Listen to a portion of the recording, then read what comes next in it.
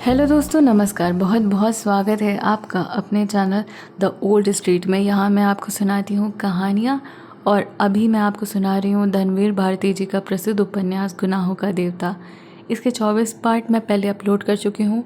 वो आपको वीडियो के डिस्क्रिप्शन में या ऊपर आई बटन में मिल जाएगा, आप उनको चेक करिए। और हाँ, अगर आप इस चैनल पर नए हैं तो चैनल को सब्सक्राइब, वीडियो को लाइक और नीचे कमेंट करना मत भूलिएगा, क्योंकि मैं अपलोड करती रहती हूँ बहुत सारी कहानियाँ इस चैनल पे। तो आप कहानियों के शौकीन हैं तो ज़रूर ये चैनल सिर्फ आपके लिए है। तो बिना देर किए चलिए आज मैं शुरू करती हूँ गुनाहों का देवता का 25वां पार्ट। अगस्त की एक उदास शाम थी। पानी रिमझिम रहा था और डॉक्टर शुक्ला के सोने बंगले में बरामदे में कुर्सी डाले, लॉन पर छोटे छोटे गड्ढों में पंखा, धोती और कुलेले करती हुई गौरैयों की तरफ अपलक देखता हुआ चंदर जाने किस ख्यालों में डूबा हुआ था। डॉक्टर साहब सुधा को लिवाने के लिए शाहजहांपुर गए थे। बिनती भी जिद करके उनके साथ गई थी। वहाँ से ये लोग दिल्ली घूमने के लिए चले गए थे, लेकिन आज 15 रोज़ हो गए और उन लोगों का कोई भी खत नहीं आया। डॉक्टर साहब ने ब्यूरो को महज एक अर्जी भेजी थी। चंदर को डॉक्टर साहब के जाने से पहले ही कॉलेज में जगह मिल गई थी और उसने अपना क्लास भी शुरू कर दिया। अब वह इस बंगले में आ गया था। सुबह तो क्लास के पाठ की तैयारी करने और नोट्स बनाने में कट जाती थी, दोपहर कॉलेज में कट जाती थी, लेकिन शामें बड़ी उदास गुजरती थी। और फिर 15 दिन बाद से सुधा का कोई खत नहीं आया। वह उदास बैठा सोच रहा था, लेकिन यह उदासी थी, दुख नहीं था। और वह भी उदासी एक देवता की उदासी, जो दुख भरी ना होकर सुंदर और सुकुमार अधिक होती है। एक बात ज़रूर थी, जब भी वह कभी उदास होता था तो जाने क्यों वह हमेशा सोचने लगता था कि उसके जीवन में जो कुछ हो गया है उस पर उसे गर्व करना चाहिए। जैसे वह अपनी उदासी को अपने गर्व से मिटाने का प्रयास करता था। लेकिन इस वक्त एक बात रह रहकर उभर आती थी उसके मन में, सुधा ने खत क्यों नहीं लिखा। पानी बिल्कुल बंद हो गया। पश्चिम के दो एक बादल खुल गए थे और पके जामुन के रंग से बहुत बड़े बादल के पीछे डूबते सूरज की उदास किरणें झलक रही थी। इधर की ओर एक इंद्रधनुष खिल गया था, जो मोटर गैरेज की छत पर उठकर दूर की यूकलिप्टस की लंबी शाखाओं में उलझ गया था। इतने में छाता लगाए पोस्टमैन आया। उसने पोर्टिको में अपने जूते में लगी कीचड़ झाड़ी, पैर पटके और किरमिच के झोले से खत निकाले और सीढ़ी पर फैला दिए। उनमें से ढूंढकर 3 लिफाफे निकाले और चंदर को दे दिए। चंदर ने लपक कर लिफाफे ले लिए। पहला लिफाफा बुआ जी का था, बिनती के नाम पे। दूसरा था ओरिएंटल इंश्योरेंस का लिफाफा, डॉक्टर साहब के नाम पे। और तीसरा एक सुंदर सा नीला लिफाफा, यह सुधा का होगा। पोस्टमैन जा चुका था। उसने इतने प्यार से लिफाफे को चूमा जितने प्यार से डूबता हुआ सूरज नीली घटाओं को चूम रहा था। पगली कहीं की, परेशान कर डालती है। या थी तो वह आदत थी, वहाँ है तो भी यही आदत है, चंदन ने मन में कहा और लिफाफा खोल डाला। लिफाफा पम्मी का था, मसूरी से आया था। उसने झल्ला कर लिफाफा फेंक दिया। सुधा कितनी लापरवाह है, वह जानती है कि चंदर को कैसा लग रहा होगा। बिनती ने बता दिया होगा, फिर भी वही लापरवाही। थोड़ी देर बाद उसने पम्मी का खत पढ़ा। छोटा सा खत था। पम्मी अभी मसूरी में ही थी, अक्टूबर तक आएगी। लगभग सभी यात्री जा चुके हैं, लेकिन उसे पहाड़ों की बरसात बहुत अच्छी लग रही है। बोटली इलाहाबाद आ गया है। उसके साथ वहाँ से एक पहाड़ी ईसाई लड़की भी गई है।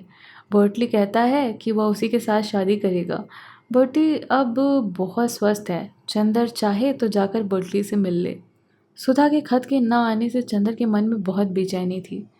उसे ठीक से मालूम भी नहीं हो पा रहा था कि ये लोग कहाँ हैं।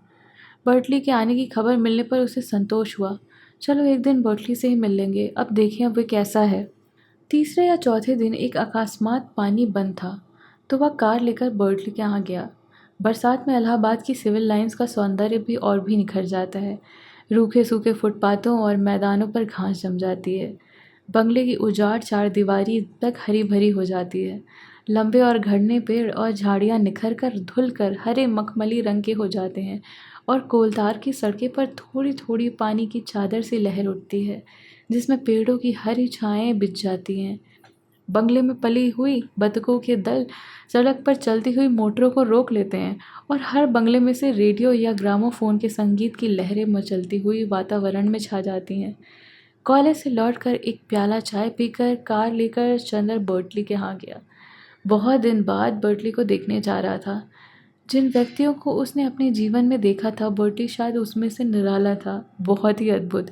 लेकिन कितना अभागा था। नहीं, अभागा तो नहीं, लेकिन कमज़ोर था बर्टली। और वह क्या कमज़ोर था कि सारी दुनिया कितनी कमज़ोर है। बर्टली का बंगला आ गया। वह उतरकर अंदर गया। बाहर कोई नहीं था। बरामदे में एक पिंजरा टंगा हुआ था, जिसमें एक बहुत ही छोटा सा तोते का बच्चा टंगा था।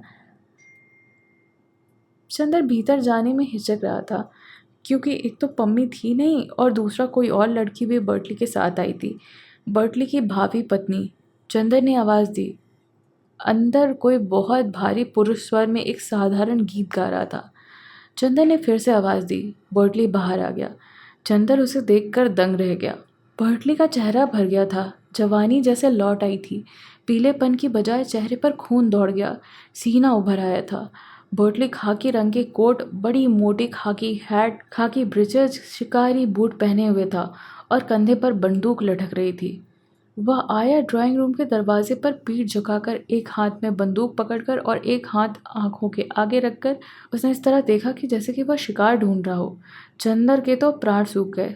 उसने मन ही मन सोचा, पहली बार तो वह कुश्ती में बर्टली से जीत गया था, लेकिन इस बार उसका जीतना मुश्किल है। कहाँ बेकार फंस गया आकर।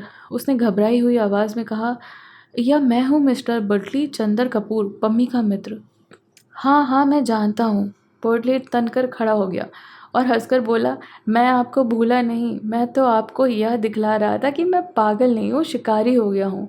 और उसने चंदर के कंधे पकड़कर इतने ज़ोर से झकझोर दिया कि चंदर की पसलियाँ चरमरा उठी। आओ। उसने चंदर के कंधे को दबाकर बरामदे की कोच में बिठा दिया और सामने कुर्सी पर बैठता हुआ बोला, मैं तुम्हें अंदर ले चलता, लेकिन अंदर जेनी है और मेरा एक मित्र, दोनों बातें कर रहे हैं। आज जेनी की सालगिरह है। तुम जेनी को जानते हो ना? वह तराई के कस्बे में रहती थी, मुझे मिल गई। बहुत ख़राब औरत है। मैं तंदुरुस्त हो गया हूँ ना? बहुत। मुझे ताज्जुब है कि तंदुरुस्ती के लिए तुमने क्या किया 3 महीने तक।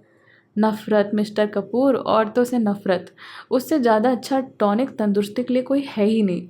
लेकिन तुम तो शादी करने जा रहे हो ना, लड़की ले आए वहाँ से।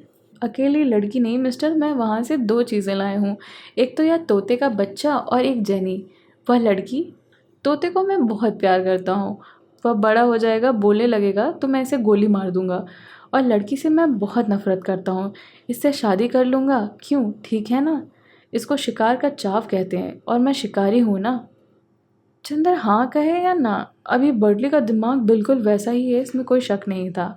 वह क्या करे? अंत में बोला, यह बंदूक तो उतार कर रख दीजिए। हमेशा बांधे रहते हैं क्या? हाँ और क्या। शिकार का पहला सिद्धांत है कि जहाँ खतरा हो, जंगली जानवर हो, वहाँ कभी बंदूक के बिना नहीं जाना चाहिए। और बहुत धीमे से चंदर के कान में बर्टली बोला, तुम जानते हो चंदर, एक औरत है जो 24 घंटे घर में रहती है। मैं एक क्षण को बंदूक अलग नहीं रख सकता। सहसा अंदर से कुछ गिरने की आवाज़ आई। कोई चीखा और लगा कि चीज़ पियानो पर गिरी और पर्दों को तोड़ती हुई नीचे आ गई। फिर कुछ झगड़ों की आवाज़ आई। चंदर चौंक उठा। क्या बात है बर्टली, देखो तो। बर्टली ने हाथ पकड़कर चंदर को खींच लिया। बैठो बैठो, अंदर मेरे मित्र और जेनी सालगिरह मना रहे हैं, अंदर मत जाना। लेकिन यह आवाज़ें कैसी हैं? चंदर ने चिंता से पूछा। शायद वो लोग प्रेम कर रहे होंगे, बर्टली बोला और निश्चिंता से बैठ गया। और क्षण भर बाद उसने अजीब सा दृश्य देखा। वहाँ बर्टली का हमउम्र आदमी हाथ से माथे का खून पोंछता हुआ आया। वह नशे में चूर था और बहुत भद्दी गालियाँ देता हुआ चला आ रहा था। वह गिरता पड़ता आया और उसने बर्टली को देखते ही घूंसा ताना। तुमने मुझे धोखा दिया, मुझे 50 रुपये उपहार में ले लिए, मैं तुम्हें अभी बताता हूँ। चंदर स्तब्ध था, क्या करे क्या ना करे। इतने में अंदर से जेनी निकली, लंबी तगड़ी, कम से कम 30 वर्ष की औरत। उसके आते ही पीछे से उस आदमी की कमीज़ पकड़ी और उसे सीढ़ी के नीचे कीचड़ में ढकेल दिया और सैकड़ों गाली देते हुए बोली, जा सीधे, वरना तेरी हड्डियाँ बचेंगी नहीं यहाँ। वह फिर उठा तो वो खुद नीचे कूद पड़ी और घसीटती हुई दरवाजे के बाहर ढकेल आई। बर्टली सांस रोके अपराधी सा खड़ा रहा। वो लौटी और बर्टली का कॉलर पकड़ लिया। मैं निर्दोष हूँ, मुझे कुछ नहीं जानता। सहसा जैनी ने चंदर की ओर देखा। यह तुम्हारा दोस्त है? अभी बताती हूँ। और जब वो चंदर की ओर बढ़ी तो चंदर ने मन ही मन पम्मी का स्मरण किया। कहाँ फंसा दिया उस कमबख्त ने खत लिखकर। जो ही जेनी ने चंदर का कॉलर पकड़ा तो बर्टली कटार स्वर में बोला, उसे छोड़ दो, यह मेरा नहीं पम्मी का मित्र है। जेनी रुक गई। तुम पम्मी के मित्र हो? अच्छा, बैठ जाओ बैठ जाओ, तुम शरीफ आदमी मालूम पड़ते हो, मगर आगे से कोई तुम्हारा मित्र आया तो मैं उसकी हत्या कर डालूंगी, समझे कि नहीं बर्टली? बर्टली ने सिर हिलाया। हाँ समझ गए। जेनी अंदर चल दी और फिर सहसा बाहर आई और बर्टली को पकड़कर घसीटती हुई बोली, पानी बरस रहा है, इतनी ठंडी बढ़ रही है और तुमने स्वेटर नहीं पहना, चलो पहनो। मरने की ठानी है क्या?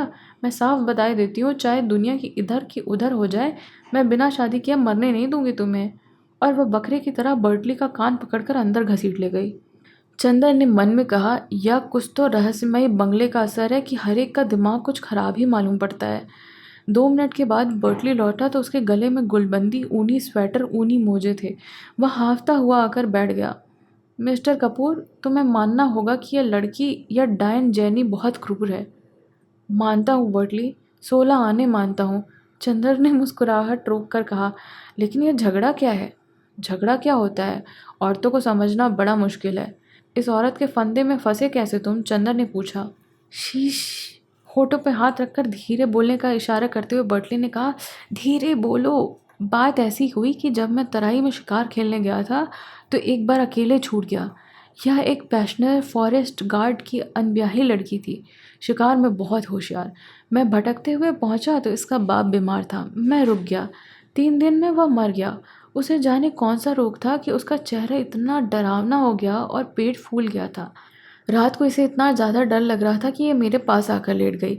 बीच में बंदूक रखकर हम लोग सो गए। रात को इसने बीच से बंदूक हटा दी और अब वह कहती है कि मुझसे ब्याह करेगी और नहीं करूँगा तो मार डालेगी। पम्मी भी मुझसे बोली, तुम्हें अब ब्याह करना ही होगा, अब तो मजबूरी है मिस्टर कपूर। चंदर चुप बैठा सोच रहा था, कैसी विचित्र जिंदगी है इस अभागे की, मानो प्रकृति ने सारे आश्चर्य इसी की किस्मत में छोड़ रखे थे। फिर बोला, यह आज क्या झगड़ा था? कुछ नहीं, आज इसकी सालगिरह थी।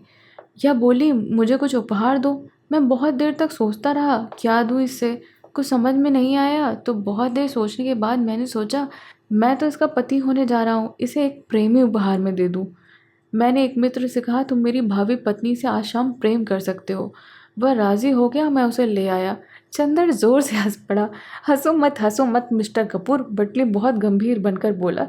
इसका मतलब यह है कि तुम औरतों को समझते ही नहीं। देखो, एक औरत उस चीज़ को ज़्यादा पसंद करती है, उसी के प्रति समर्पण करती है जो उसकी ज़िंदगी में नहीं होता है। मसलन एक औरत है जिसका ब्याह हो गया है या होने वाला है, उसे यदि एक नया प्रेमी मिल जाए तो उसकी प्रसन्नता का कोई ठिकाना ही नहीं रहता। वह अपने पति की बहुत कम परवाह करेगी अपनी प्रेमी के सामने। और अगर कंवारी लड़की है तो वह अपने प्रेम की भावनाओं की पूरी तौर पर हत्या कर देती है यदि उसे पति मिल जाए तो। मैं तो समझता हूँ कोई भी पति अपनी पत्नी को यदि कोई अच्छा उपहार दे सकता है तो वह एक नया प्रेमी, और कोई भी प्रेमी अपनी रानी को यदि कोई उपहार दे सकता है तो यह कि उसे एक पति प्रदान कर दे। तुम्हारी अभी शादी तो नहीं हुई है ना? तो तुम प्रेम तो ज़रूर करते होगे ना? सिर मत हिलाओ, मैं यकीन नहीं कर सकता।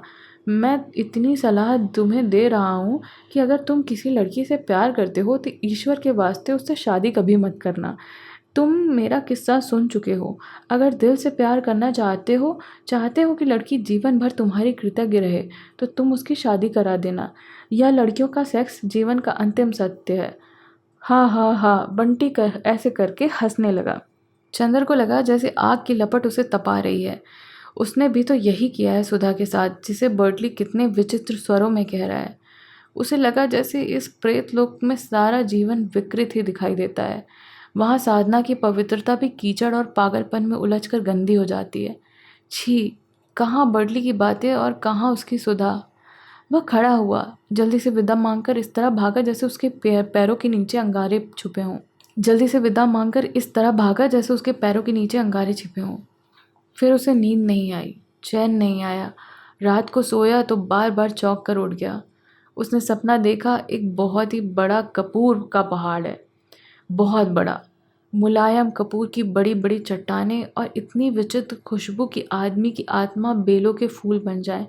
वह और सुधा उन सौरभ की चट्टानों के बीच चढ़ रहे हैं। केवल वह है और सुधा। सुधा सफ़ेद बादलों की साड़ी पहने है और चंदर किरणों की चादर लपेटे है। जहाँ जहाँ चंदर जाता है, कपूर की चट्टानों पर इंद्रधनुष खिलते जाते हैं और सुधा अपने बादलों के आंचल में इंद्रधनुष के फूलों को बटोरती चलती है। सहसा एक चट्टान हिली और उसमें से एक भयंकर प्रेत निकला, एक सफ़ेद कंकाल जिसके हाथ में उस अपनी खोपड़ी थी और एक हाथ में जलती मशाल। और उस मुंडहीन कंकाल ने खोपड़ी हाथ में लेकर चंद्र को दिखाई। खोपड़ी हंसी और बोली, देखो, जिंदगी का अंतिम सत्य यही है।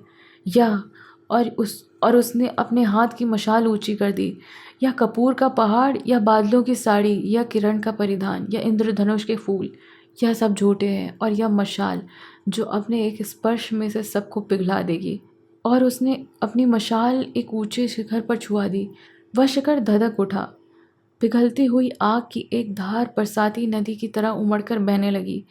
भागो सुधा, चंदर ने चीख कर कहा। भागो। सुधा भागी, चंदर भागा, और वह पिघली हुई आग की महानदी लहराते हुए अजगर की तरह उन्हें अपनी गुंजलिकाओं में लपेटने के लिए चल पड़ी। शैतान हंसा। चंदर ने देखा, सुधा शैतान की गोद में थी। चंदर चौंक कर जाग गया। पानी बंद था, लेकिन घनघोर अंधेरा था और पिशाचिनी की तरह पागल हवाएं पेड़ों को झकझोर रही थी, जैसे युग में जन्मे हुए विश्वासों को उखाड़ फेंकना चाहती हूँ। कपूर कांप रहा था, उसका माथा पसीने से तर था। वह उठकर नीचे आया, उसके कदम ठीक पड़ नहीं रहे थे। बरामदे की बत्ती जलाई। महाराजिन उठी। कहाँ है भैया? उसने पूछा। कुछ नहीं, अंदर सोऊंगा, चंदर ने कहा और सुधा के कमरे में जाकर बत्ती जलाई। सुधा की चारपाई पर लेट गया, फिर उठा, चारों ओर दरवाजे बंद किए कि कहीं कोई ऐसा सपना बाहर के भयंकर अंधेरे में से ना चला आए। लेकिन बर्टली की बातें उसे अंदर ही अंदर उसके मन में जाने क्या क्या टूट गया, फिर बनता रहा।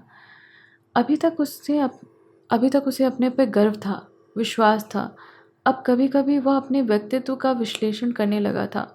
अब वह कभी कभी अपने विश्वासों पर सिर ऊंचा करने के बजाय उन्हें सामने फेंक देता और एक निरपेक्ष वैज्ञानिक की तरह उनकी चीर फाड़ करता रहता, उनका सब परीक्षण करता रहता। अभी तक उसका विश्वास सबल था।